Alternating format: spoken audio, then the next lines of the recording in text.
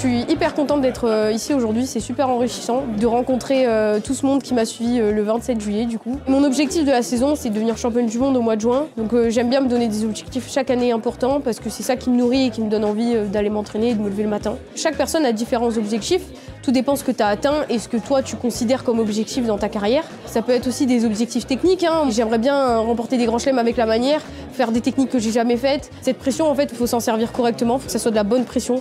Faut s'en servir comme force. Le moment où elle est vraiment présente, c'est vraiment avant de rentrer sur le premier combat. En fait, tu dis que le moment, c'est maintenant et que tu as travaillé tout ce temps pour ça, donc la pression, elle est beaucoup plus importante.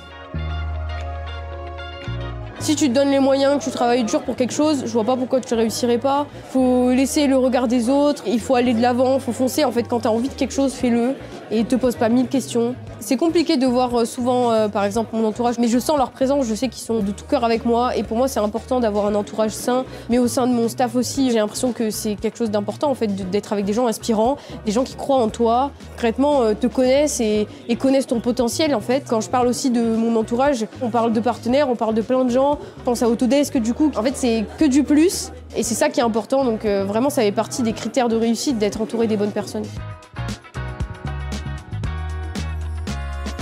Moi, je trouve ça trop bien de partager des moments comme ça.